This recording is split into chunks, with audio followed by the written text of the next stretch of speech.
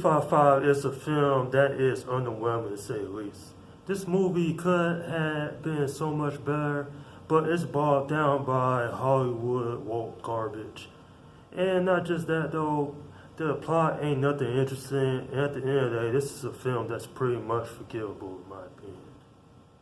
Directed by Simon Kinberg, the 355 is about a group of international spies who must come together to stop a terrorist organization from starting World War III.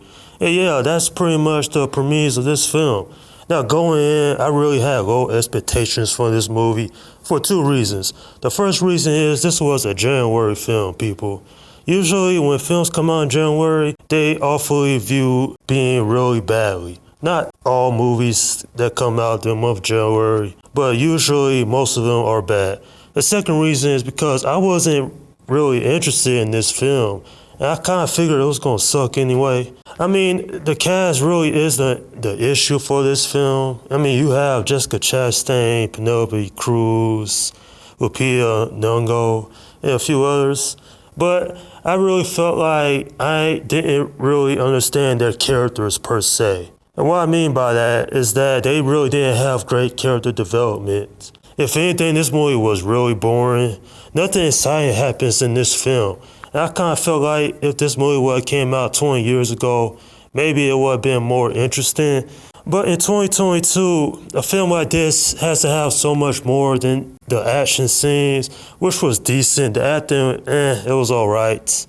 But what I really have to say is that the screenplay was just downright awful. I didn't really care much about the characters in this film. And that's the problem. When you make me not really care about the characters, then what else is it to it but a generically boring movie at the end of the day? If you're interested in this film, you haven't seen it, I say skip this and probably wait for it on DVD. Sebastian Stan's in this film. He plays a CIA officer, Nick Fowler. He's not interesting. He's just a generic antagonist. Nothing makes him special or anything like that. I mean, he's just another ordinary character. And not just that, the female cast in this film, it really feels woke to me. It was trying to send a certain message to the audience, girl power, all that.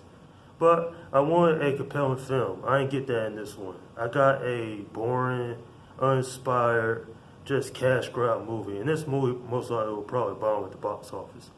I mean, really, is anyone really seeing this movie in theaters?